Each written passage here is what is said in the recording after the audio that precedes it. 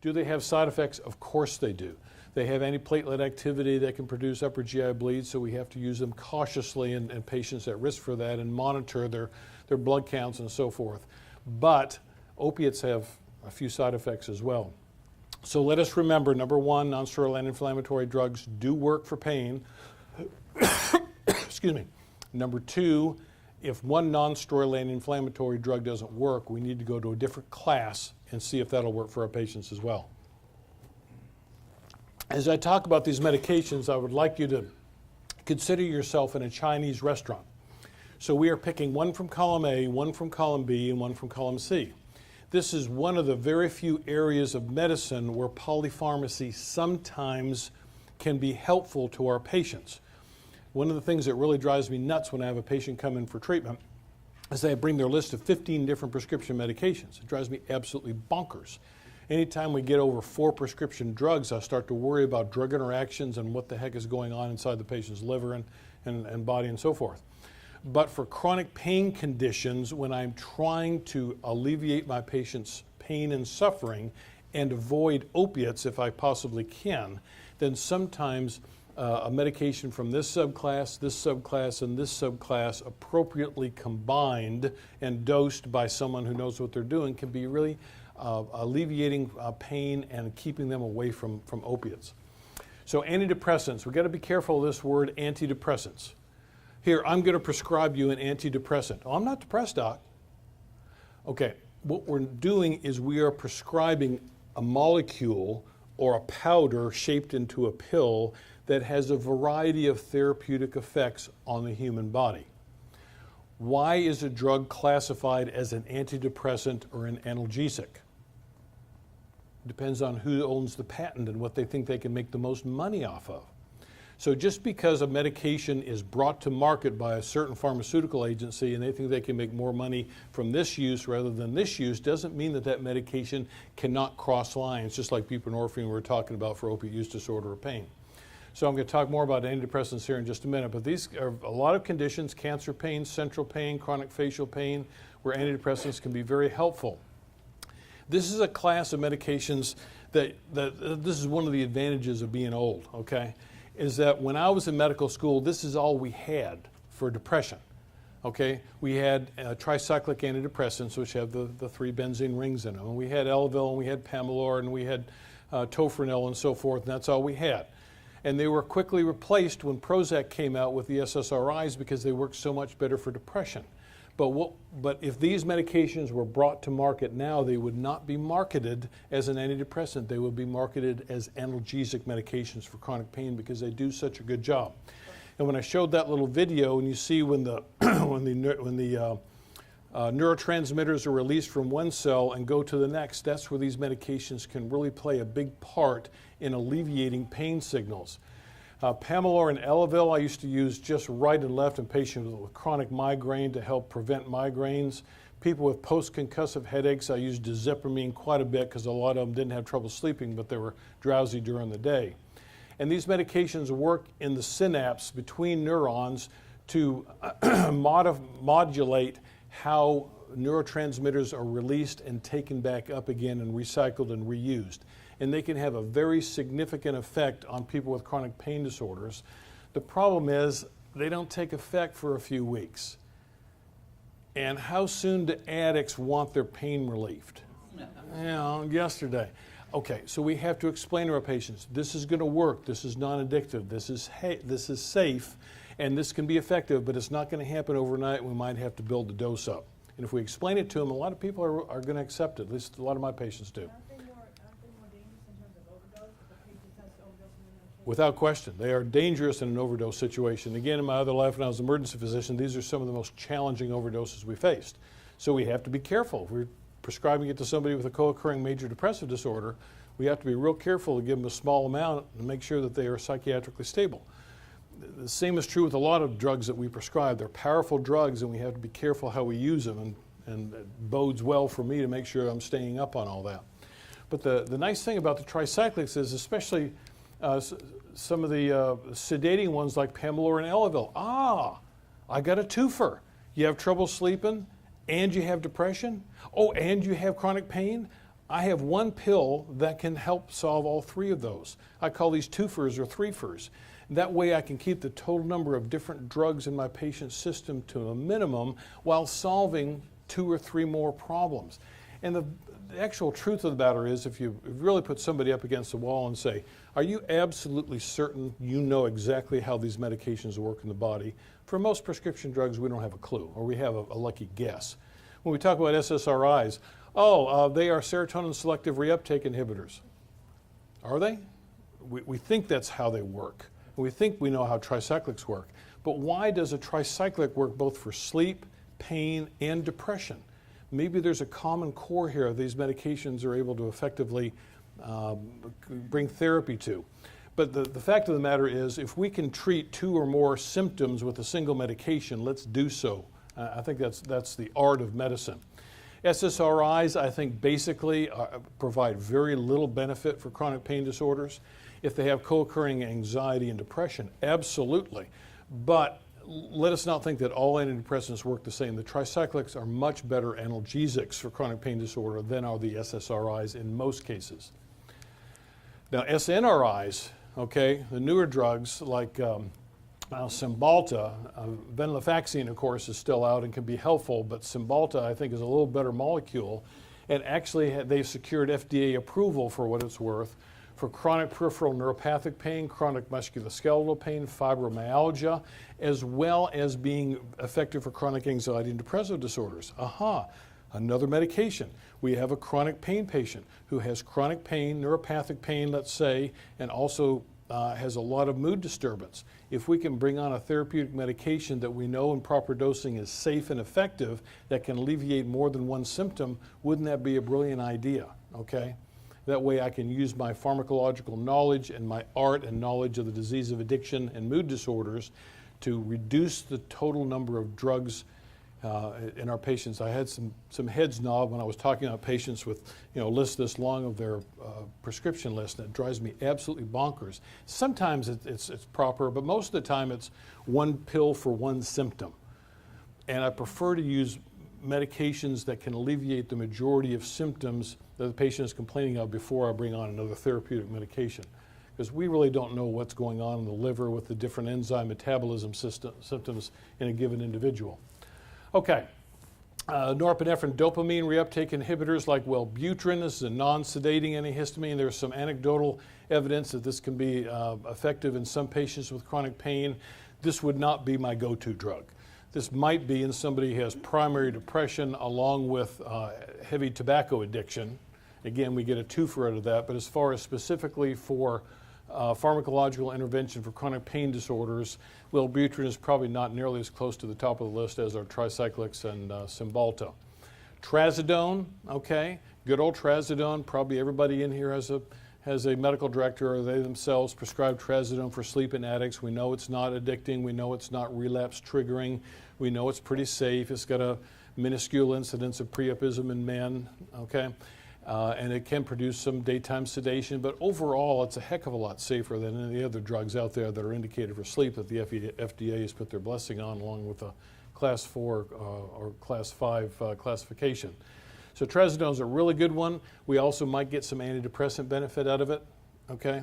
So sleep disorders, I think this is one of our go-to drugs in the field. I wish they'd bring back Surzone because that really was effective for a lot of pain disorders, but it's got a whole lot of side effects from it and just about nobody uses it anymore. I'm coming to that, but I love Remeron, but I'm coming to that shortly, yeah. Monoamine oxidase inhibitors. Anybody in here have the guts to prescribe one of these? Good for you. You got more courage than I do. A patient came to me. These can be extremely effective for treatment-resistant major depressive disorders, but if you eat a little bit too much yogurt or smelly cheese and you have a hypertensive stroke, then I don't want to be the doctor with my name on the prescription bottle. But I put this in here just for completion. I'm not saying it's wrong to prescribe MAOIs, but you better be very careful and explain very careful to your patient what they can eat and what they can't eat, and make sure they don't take any Sudafed along with it that can cause a hypertensive crisis. Anticonvulsants, one of my favorite group of drugs. If I'm going to a desert island, I'm going to take penicillin, I'm going to take Neurontin with me. These anticonvulsants, again, I got a nice little picture here, but they manage ectopic spontaneous firing of neurons that cause seizures and also that cause chronic pain disorder. If you have nerve damage and you have chronic pain, what's that going to look like on an MRI? It's going to look normal. So what does the doctor say? You can't be in pain, your MRI is normal. Oh, how many times have you had patients come in and say, well, doctor said my MRI is normal, therefore all the pain's in my head. Well, no, it's not, okay? You have damaged nerves and the MRI does not have the ability to look down that small and see that you have spontaneous firing from damaged nerves that's causing signals to go up, again, through that nerve bundle, up through, in this case, the brachial plexus, or up into the brain, and these signals are interpreted by the brain as pain. And these are false signals. My body is lying to my brain, but I can't tell that, and it hurts like hell.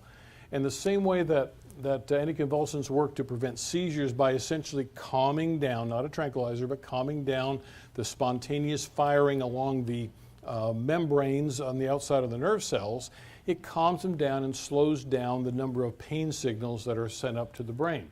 They're really good for central pain states where the pain literally is stuck in my brain. Migraine, they can be excellent for preventing neuralgias and neuropathic pain, paroxysmal pain, and multiple sclerosis. Neurontin, again, most of you probably are very familiar with Neurontin. I use it for detoxification from opiates. I use it for chronic pain disorders. I use it for post-acute withdrawal from alcohol. It's a wonderful medication. And every time I go to a P&T committee meeting, not every time, but every now and then the pharmacist, oh, have you heard about Neurontin being abused on the street? Well, okay, all right, so they abuse Neurontin and they abuse Benadryl and Robitussin. I'm sorry, okay? But in my community, Neurontin addiction is not a big problem. So I think Neurontin solves a lot more problems than it doesn't cause me to lose sleep at all at night. So it's gabapentin is the drug, not pregabalin, gabapentin, okay?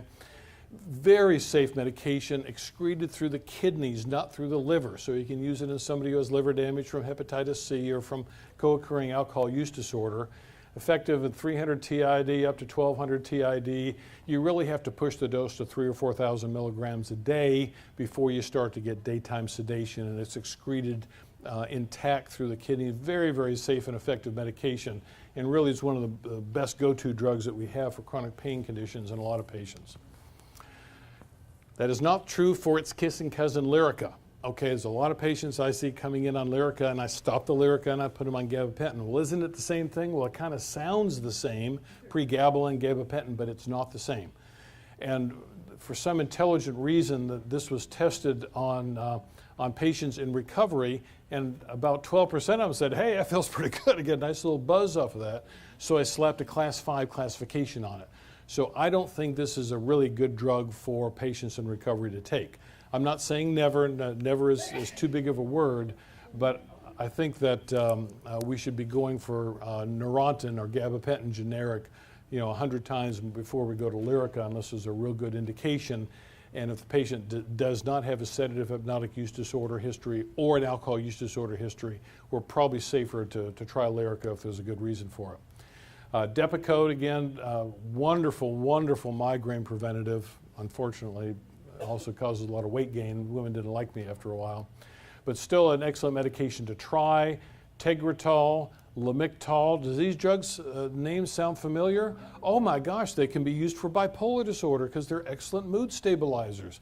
So if we have a patient with diagnosed bipolar disorder and chronic pain and in recovery, wouldn't it be wonderful to be able to solve all three problems with one therapeutic medication? But if we don't think about it, we're not going to reach for the prescription pad. So that's why we have to keep this in our minds. Tegretol, Depakote, especially Lamictal and Topamax, very effective for migraine prevention, very effective in many cases for neuropathic pain, very effective for mood stabilization for individuals with severe mood disorders like bipolar disorder. Alpha adrenergic agents like chronic headache conditions and neuropathic pain like good old Catapress, Clonidine. Do we ever use this for psychiatric conditions? Yeah. Okay, people with bipolar disorder, people with severe anxiety disorders, this has kind of come on in the last several years as being an effective medication to be able to treat severe anxiety disorders. Also can be useful for high blood pressure. Also can be used in some cases for chronic pain disorder. So if we think about it and we can have a twofer or a threefer, let's use one medication that can treat more than one condition. Antipsychotics, again, I kind of dance real lightly on this, but I do prescribe them on occasion. They do have shown opiate sparing effects. We've known that back from the Mellaril and Stelazine days in ancient history. And they also potentiate antidepressants. Zyprexa is probably the go-to drug here. It has been shown to be very effective in chronic pain conditions in selected patients, not every patient, and it actually can be reversed with naloxone. So how does this Zyprexa intermix with the mu-opioid receptors? Well, I'm not real sure, but if we have somebody that we really have to have for some reason on chronic opiates, maybe if we add on one of the antipsychotic drugs like Zyprexa, if they have an indication, severe anxiety, psychosis, thought disorder, bipolar disorder, maybe we can get an opiate sparing effect and be able to decrease the total dose of opiates in that individual.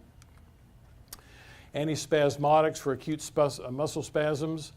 You'll notice you do not see Soma up here or Paraffin Forte. Okay, but a Soma, of course, again, one of the wonderful things about Soma is as us old guys die off, the young guys have never heard of Soma, so hopefully it won't be prescribed as much. Terrible drug. But baclofen and cyclobenzaprine or Flexeril, I consider to be safe in recovering people. And actually, they do have some peripheral ability to relieve muscle spasm. The old drugs, like Soma and Paraffin Forte, all they were central nervous system depressants. I don't think my muscle spasm as much anymore. But they're really terrible drugs for our people because they will induce cravings, especially in sedative, hypnotic, and alcohol use disorder patients. Topical preparations like capsaicin, which is a derivative of oil of red pepper. This is one of the darlings. I'm also a member of the American Academy of Pain Management, and this is kind of one of the darlings that came out a few years ago, and there's been a flurry of articles on some individuals actually with peripheral neuropathic pain and some with what used to be called causalgia, complex regional pain syndrome. But again, this is something that most of us in medicine are trained to learn about drugs that can be swallowed or injected. Unless you're a dermatologist, you don't think about topicals as often. But let's keep capsaicin products in the back of our mind for individuals that might be able to be effective for. Now here's something new I decided to throw in for fun because we've probably all read about ketamine for treatment-resistant depression. Some of us know about ketamine as being special K and being a very potent hallucinogenic agent. But I found this article to be very interesting. They take 32 opiate-tolerant patients and they gave them oral ketamine, not injected ketamine, but oral ketamine. And these ketamine-treated patients showed trends toward greater improvements in activity, reduction in pain, and average pain score at an average dose of 100 milligrams a day. Isn't that interesting? That an anesthetic agent that we know is a powerful hallucinogenic taken orally can be an analgesic medication. Okay, this is only a preliminary study, and a lot of other studies are going to need to be reported, but you might want to take a peek at that one.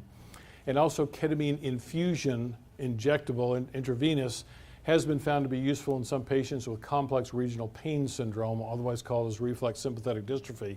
And for those of you who've ever worked with chronic pain patients, you know this is a terribly, horribly debilitating illness that all you have to do is rub your finger along somebody with complex regional pain syndrome or put a shirt on and they're having agonizing pain up that extremity because there's really no good treatment for it yet.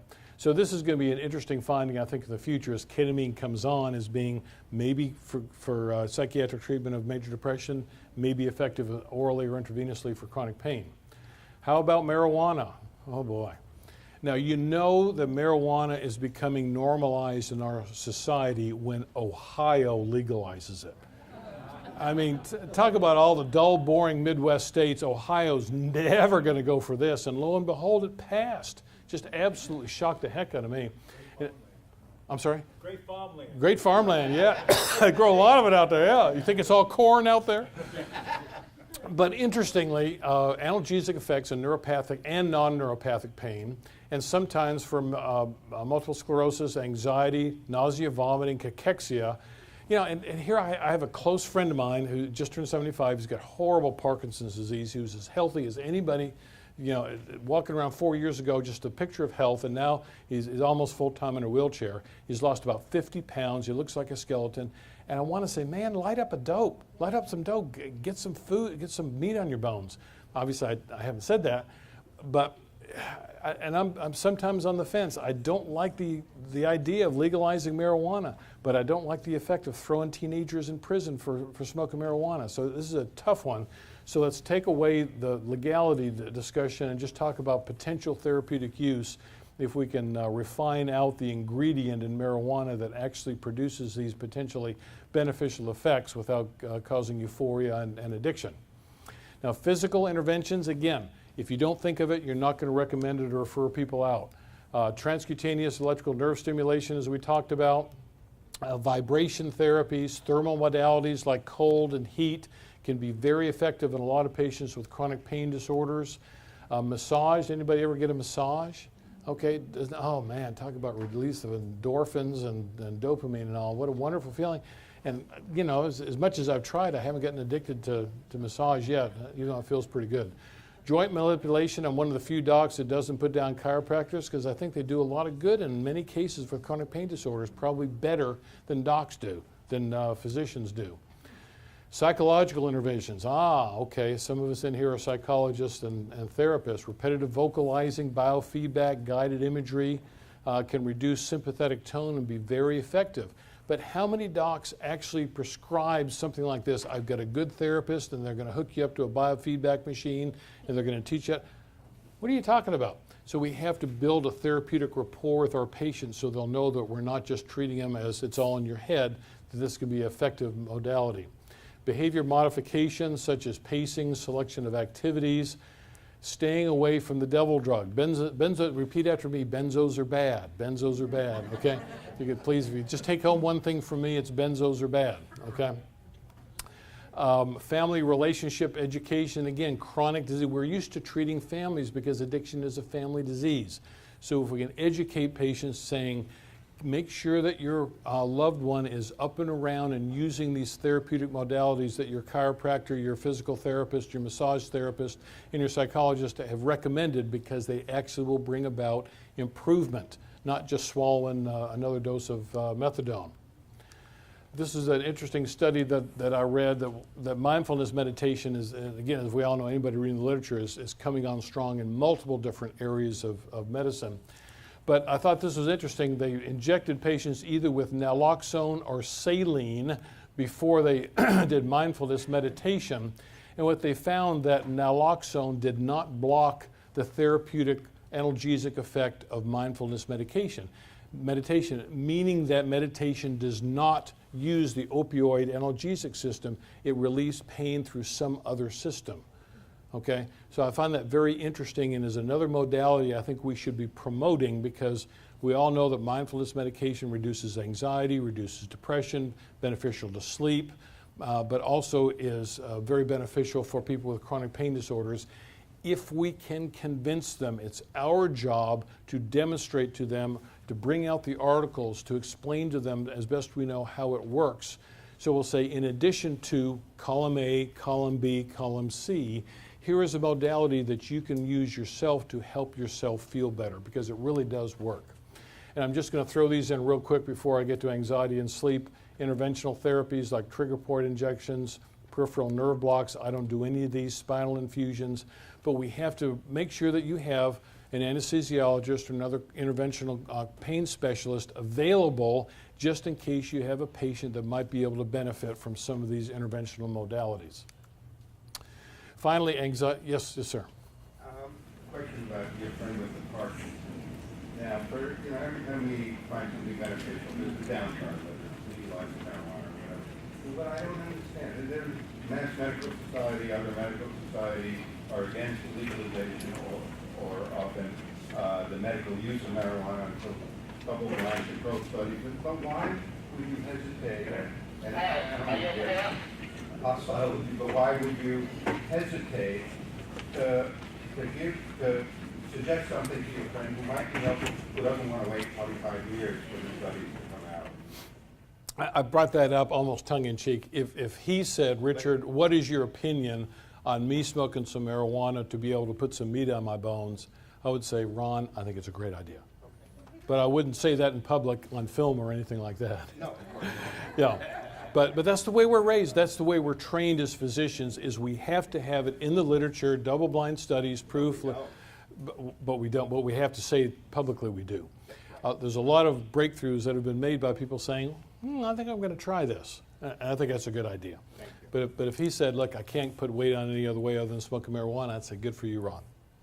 Because it would make the quality of his life better.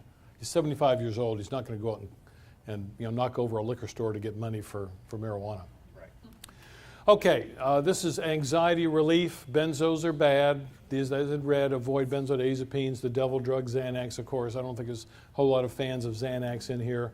Klonopin and heroin, of course, go along like hand in glove in my area because, as we all know, Klonopin's not an addictive drug, right? There are 9 doctors out of 10 in my area will swear that they only prescribe Klonopin because it's a non-addictive benzodiazepine, and they actually believe it. So it drives me absolutely bonkers. So obviously these patients, these drugs, from my perspective, are banned for life in our patients. And I still, again, not to be too critical, but yeah, I'll be critical. There's some Suboxone mills in my area that prescribe buprenorphine and Xanax all the time. It just absolutely drives me crazy because it gives buprenorphine and Suboxone a bad reputation simply because it's being prescribed inappropriately from people who don't know any better. Hopefully they'll come to a conference like this and learn better. For those of you as old as I am, you remember barbiturates. About the only one still around is Fiorinol and Fioricet for chronic headaches. Please don't let your patients take this. This ultra-short-acting butalbital is an addictive drug. It is a barbiturate. It can both cause addiction and it can cause physical dependence, and withdrawal from barbiturates can be fatal. So if you see a patient who's taken Fiorinol prescribed by a well-meaning physician who's not educated, get them off of it as soon as possible. They might have to be tapered off, but there's a lot of docs. And actually there are some states that Fioricet is controlled and some states Fioricet is not controlled. And I don't quite understand that, but that's true. Okay, safe medications for alleviation of anxiety. Buspar, I don't know about you, I find it to be about 50-50 effective. For the people for whom it works, it's great. For the people that it doesn't work, it's worthless. So I think it's worth a trial. I still have doctors prescribing it for take a Buspar if you get anxious. Say, no, it doesn't work that way. You have to take it on a regular basis. So 15 milligrams twice a day, building up to 30 milligrams 3 times a day. If it works, it'll be great within a couple of months. If not, quit it and try something else. But it's safe to take. All of the, especially the sedating SSRI medications, are very excellent and very safe for use of anxiety relief. Zoloft is probably one of the best. I went through an article looking at all the SSRIs, and Zoloft pretty well came out in the lead for the most bang for your buck with the fewest side effects, and now it's generic. So I think Zoloft is a really good medication to start with. I don't know how familiar you are with Paxil. Again, I was practicing when it first came out. I thought it was a miracle drug. People that did not respond to Prozac responded really well to Paxil until I tried to get them off of it. There's a terrible withdrawal from Paxil, so just be aware of that. It's very useful, but warn them up front, we're going to have to taper it off very, very, very slowly. For anxiety relief, the newer antipsychotic drugs, second generation, Risperdal and Seroquel, are very effective against side effects, metabolic syndrome, weight gain. We always have to be very careful about all effects of a medication, but they can be very safe and very therapeutically effective for people who have severe anxiety. Otherwise, they're going to be going to the doc and they're going to be demanding Xanax and Ativan, so we can't ignore their anxiety. Again, a personal story. My oldest daughter has terrible anxiety disorder. Nothing has been effective for her. Her current drug of choice is propranolol. She said it's changed her life. She takes it 2 or 3 times a day. This is, as we all know, an anti-adrenaline drug, so let's not forget beta blockers as a possible use for anxiety disorders, especially the quick-acting beta blockers. Obviously, we have to watch for hypotension and cardiovascular side effects. But all of these need to be brought online because Most people outside of our field automatically assume that Xanax, Ativan, and Valium are the only drugs that are going to be effective for anxiety relief. We have to be the repository of knowledge to disseminate to our patients, their family, and other healthcare providers that there are effective, non-addictive therapeutic modalities out there that can really, really be helpful. Exercise. Okay, enough said. Exercise is good for anything. Universal health care. Exercise can be extremely effective for alleviation of significant mood disorders. Get up off your couch, walk around the block one time. That's all I'm asking you to do. Then walk around it twice. Then maybe consider a gym membership. And all of a sudden, people with chronic severe anxiety and depression are going to notice that they feel a lot better. It's our job to help explain to our patients how it works, get them up motivated to get started working. Anybody in this room can prescribe exercise. You don't have to have MD-DO, NP, or PA after your name to prescribe exercise. So all of you counselors and therapists, please feel free to do that because it helps with chronic pain disorders, mood disorders, along with multiple other health problems. Again, repeat after me, benzos are bad. These drugs, let me tell you, especially Dalmane and Halcyon. Okay, if I were an orthopedic surgeon, I would hate me right now because it's made them so much money from these nice little old ladies getting up at night and falling down, breaking hip and breaking wrist because of their Dalmane and Halcyon. These are terrible drugs. Fortunately, very rarely prescribed anymore, so let's make sure none of our patients accidentally get prescribed these. I still see Restoril prescribed not infrequently. Ambien. Ambien, of course, is wonderful. Attractive young woman gets up in the morning refreshed. A little one-liner at the end of the commercial, maybe have it for me. Most of our patients, as you well know, can get this at the drop of a hat by going to just about any physician because most docs don't have any idea that this is an addictive, relapse-producing drug. So let's stay away from Ambien, and even Lunesta I don't like, even despite the green moth that flies around and says it's okay. I don't know your feelings about Benadryl. Please don't recommend it to your patients, okay? Even though it's over the counter. It is sedating. It induces cravings in people, especially with alcohol use disorders. I have no idea, there's no way to calculate how many relapses have been triggered by Benadryl, but Benadryl is not a safe drug for our patients to be taken.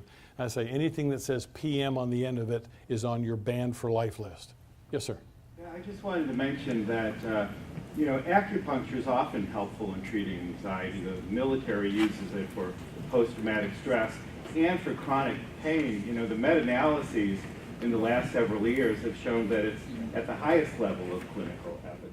I think it's excellent idea. If you can find a good acupuncture provider in your area.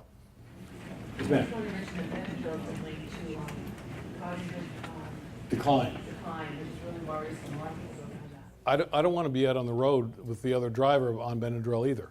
So, but there's a lot of patients, as we know, who take it, who don't give it a second thought until we educate them and say, don't take Benadryl. I say, really?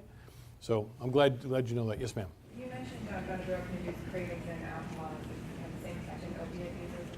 I have not found that to be true, but I don't take any chances. All of my patients, no matter what their drug of choice, I say avoid Benadryl. But it's most clearly documented in alcoholics. Yes, ma'am. Okay, I'm getting to that. Thank you. I'm sorry? Zyrtec? Okay, for my patients, I tell them it's safe. Claritin is safe, Zyrtec is safe. Zyrtec does have about a 14% incidence of sedation, but it's a lot better than Benadryl. So I put it in the non-sedating class. Safe medications by prescription for sleep. Again, Rosarum, somebody asked about Rosarum. I think it's a wonderful drug. When you get the callback saying we need a pre-authorization in order to prescribe it, all you have to say is alcohol dependence, alcohol use disorder, automatic, at least in my experience. Nobody wants to pay for it. What do they want to pay for? Ambien, generic Ambien. But if you say alcohol use disorder, alcohol dependence, in my experience, it's authorized 100% of the time. It is pretty expensive. Trazodone, of course, kind of our go-to drug in the treatment field. The sedating tricyclic antidepressants. Remeron, wonderful medication for patients with co-occurring depressive disorders and sleep disturbances. Seroquel, again, I see it, I have kind of queasy feelings. I have patients coming in on 200 milligrams at bedtime of Seroquel. Well, what did your doctor prescribe it for? For sleep. To me, that's using a nuclear weapon to clean your house out of roaches, but It is good, but I think we ought to have a psychiatric indication rather than just a sleep disturbance. And many of us are familiar with prazosin, which is really coming on strong again. You know, in my days it was only for hypertension, but now for people with post-traumatic stress disorder who are having a lot of disturbed sleep and severe nightmares, it can be very, very, very helpful. 1, 2, or 3 milligrams, and we have patients in residential treatment all the time say it's the first time in years that they haven't had nightmares. Almost done here. Sleepy time tea, warm milk. Wait a minute here. Caffeinated beverages and nicotine. Hopefully we're all talking with our patients, but I have patient after patient after patient come in and say, I can't sleep. Well, how much caffeine do you use? Well, it's only a couple of cups of coffee. Of course, I drink 2 liters of Mountain Dew a day. You know, so we have to discuss caffeine and nicotine, and a lot of our patients, when they stop using their drug of choice, will switch over to caffeine and increase their smoking. I don't like any of this herbal stuff. I don't like walking into an herbal place where somebody's untrained and uneducated talking to me about all these wonderful herbal products. I'm not going to get up and jump up and down, but I don't want my patients in recovery taking somebody else's advice about what's safe for them to swallow. I want them to be in solid recovery, and unless it's a life-threatening condition, you know, life-sustaining condition, I mean, you don't really know what's in that ground-up, you know, capsule. But somebody asked about melatonin. I'm a convert. Okay, I used to say no melatonin. I haven't been able to find any literature to support that. I now believe melatonin is safe. I really do. I haven't read a single paper that said melatonin is unsafe in recovering people that I give credence to. 1, 2, or 3 milligrams, even up to 5 milligrams. I think it's better than our patients going without sleep and then saying, I can't take it anymore, I'm going to take something I shouldn't. Yes, sir. Data from the German literature use it extensively. Actually, lower doses are better as it is with Gremlin. Gremlin works You're correct. much better than lower doses. You're exactly correct. 15 milligrams is better than 45 milligrams. All patients should get at least some cognitive behavioral therapy, and let's please not forget to realize that some of our patients have co-occurring disorders like sleep apnea, and they might need to be sent for a sleep study. So please keep that in the back of your mind as well. Yes, sir. Yeah, on the mirtazapine, low doses for sleep, like 7.5 to 15 milligrams. Do you think you're getting any antidepressant effect there? Probably not a whole lot, but if I have a patient who has depression, I think that's a good thought to say, well, maybe I can get some benefit with depression. I might have to raise the dose to get a real therapeutic benefit or add on another medication during the day. But if I have a co-occurring condition that I might get some benefit for, that's one of the first things I think about. When you go up over 15, can that have a more stimulating effect? Especially at 45. I personally don't prescribe more than 30. I find just about everybody at 45 milligrams is either stimulated or gain weight or both, and they really complain. So I personally have 30 as my limit. Yes, ma'am. If you were to use gabapentin for, not for pain, but for anxiety, is there an upper level dose that you stick on? Because we've had a lot of, especially opiate use disorder, having abused it at significantly high doses that they were getting over and over and over from prescribers. I personally use Neurontin for a lot of things, but it's not one of my go-to drugs for anxiety. I use it for protracted withdrawal and get a lot of beneficial effects out of it in protracted withdrawal. But if anxiety is the specific diagnosis and condition I'm treating, it's not one of my big go-to drugs.